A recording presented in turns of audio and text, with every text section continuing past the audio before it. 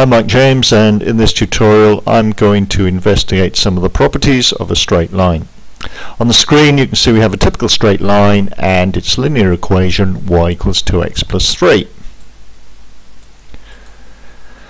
This means that every point on this line will satisfy this equation.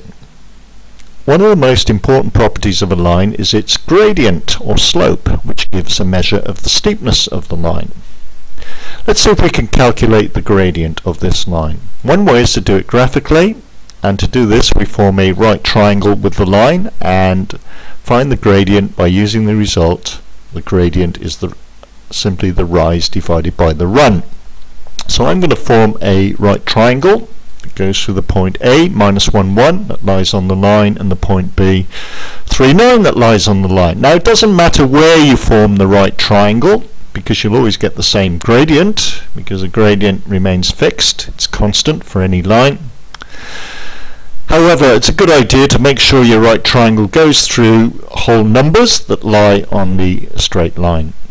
All you need to do then is find the rise, which is this distance here, so you use the scale on the y-axis. You can see there's 8 squares, and you divide it by the run, which is 4 units or 4 squares, again using the scale on the x-axis.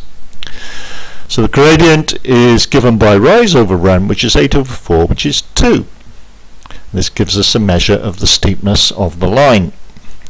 Now a quicker way of finding the gradient of the line would have been to use the equation of the line, which is y equals 2x plus 3, because we can simply compare this equation with the standard equation of a straight line, which is y equals mx plus c, and this is certainly worth remembering.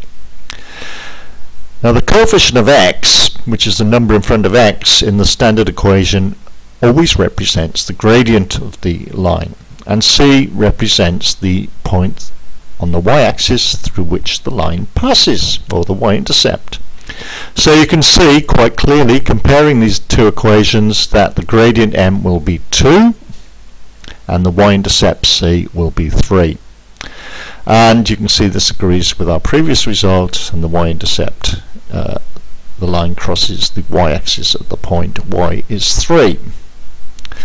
Okay, also it's useful to be able to find the gradient of a straight line without drawing the graph and say we didn't know the equation either. We can also get the gradient of the straight line from the 2 points through which the line passes. Let's say we just knew that the line passed through the points A and B.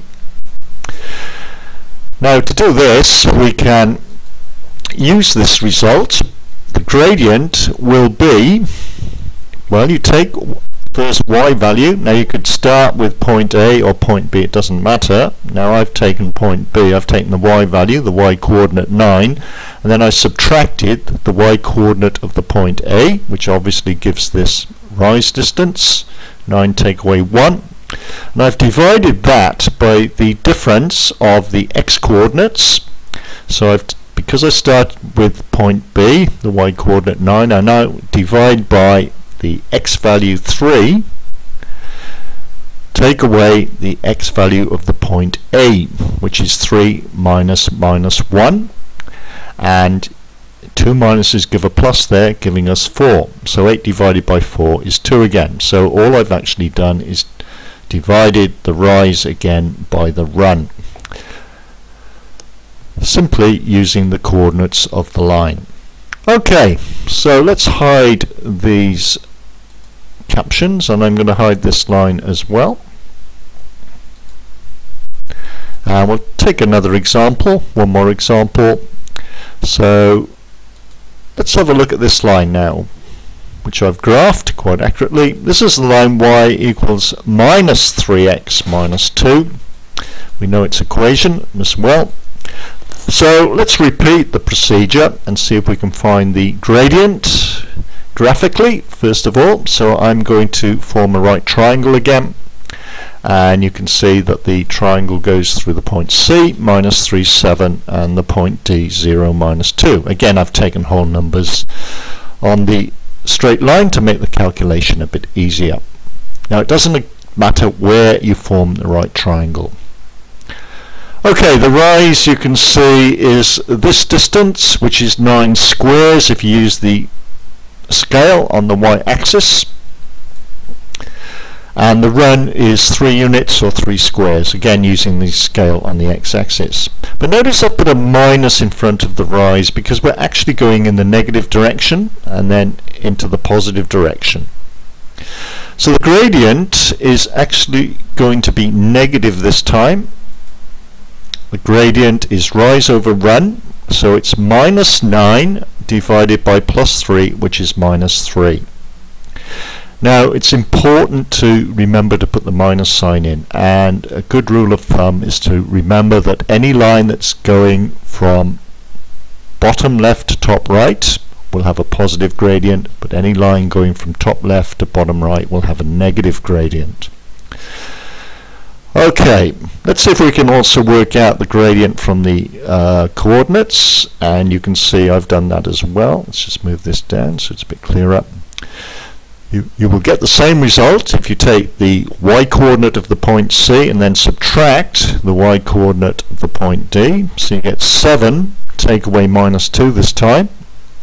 2 minuses give a plus, so you get 9 divided by the x-coordinate of the point C minus 3 minus the x-coordinate of the point D, which is 0. So you get minus 3, take away 0 is minus 3, and a plus divided by a minus is a minus, so we get the answer minus 3.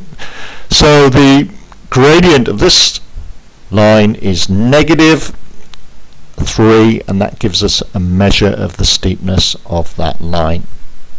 I hope you've enjoyed this tutorial on calculating the gradient of a straight line.